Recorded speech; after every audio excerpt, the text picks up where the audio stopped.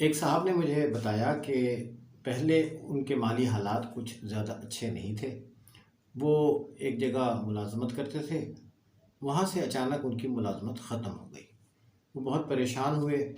انہوں نے اپنے کچھ دوستوں سے قرض لیا، کچھ رشتہ داروں سے قرض لیا اور ایک چھوٹے سرمایے سے، معمولی سرمایے سے اپنا ذاتی کاروبار شروع کیا۔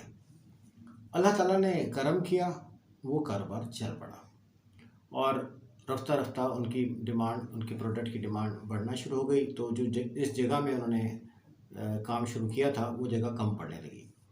اب انہوں نے مزید کچھ رقم قرض لی اور ایک بڑی جگہ خرید کر اپنا کارخانہ وہاں منتقل کر دیا۔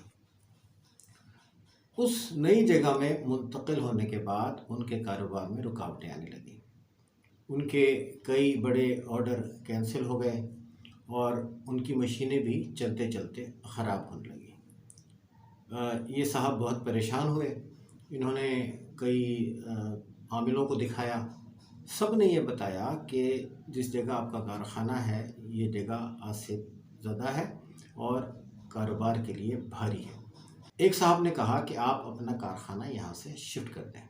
اب اس پر یہ صاحب بہت پریشان ہوئے کہ اتنا سب کچھ جمع پونجی لگا کر میں نے یہ نیا کارخانہ بنایا ہے، قرض بھی لیا ہے، نئی جگہ کاروبار شفٹ کرنا تو آسان کام نہیں ہے۔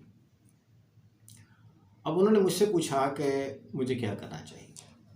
میں نے ان سے عرض کیا کہ یہ بات تو صحیح ہے کہ بعض جگہیں کاروبار کے لیے یا رہائش کے لیے بھاری ہوتی ہیں اور وہاں کاروبار کرنے والوں کو یا رہائش رکھنے والوں کو کچھ مشکلات کا سامنا ہوتا ہے، لیکن کاروبار میں رکاوٹوں یا زندگی کے بعض دوسرے مسائل کے کچھ اور اسباب بھی ہو سکتے ہیں۔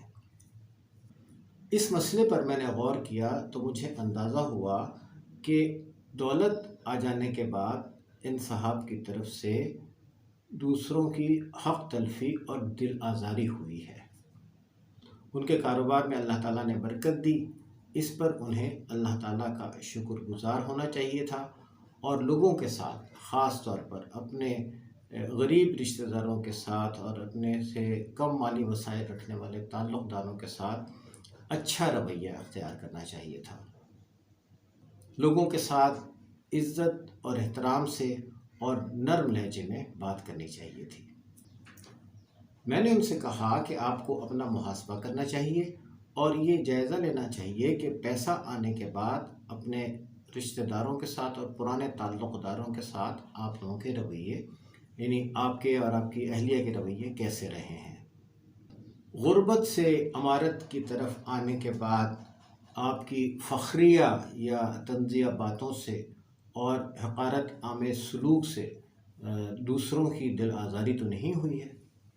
میں نے ان سے گزارش کی کہ ایسی خطائیں سامنے آنے کے بعد پہلے اپنے دل میں ان غلطیوں کو تسلیم کیا جائے، اللہ تعالیٰ سے استغفار کیا جائے، معافی مانگی جائے اور پھر اپنے ان رشتہ داروں اور تعلق داروں کے ساتھ کھلے دل سے معافی مانگی جائے۔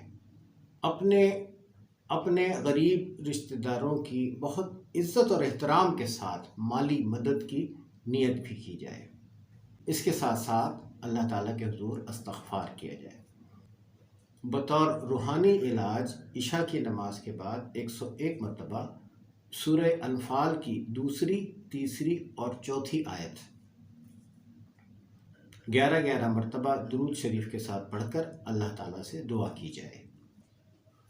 صبح اور شام 15 مرتبہ سورہ فلق، 15 مرتبہ سورہ ناس اور 7 مرتبہ آیت الکرسی پڑھ کر پانی پر دم کر کے پئیں اور یہ دم کیا ہوا تھوڑا سا پانی کارخانے میں اپنے دفتر کے چاروں کونوں میں چھڑک دیں۔ وضو بے وضو کثرت سے اللہ تعالیٰ کے اسماء یا ہادی و یا رشید یا حفیظ و یا سلام کا ورد کرتے رہیں۔ حسب استطاعت صدقہ کیجیے اور ہر جمعرات 5 یا 7 مستحق افراد کو کھانا کھلانے کا اہتمام کیجیے۔ اللہ تعالیٰ سے میری دعا ہے کہ آپ کو، مجھ کو، ہم سب کو اپنی اصلاح کی توفیق ملے، آپ کے کاروبار میں حائل بندشوں سے آپ کو نجات ملے اور آپ کے رزق میں بہت برکت ہو۔ آمین۔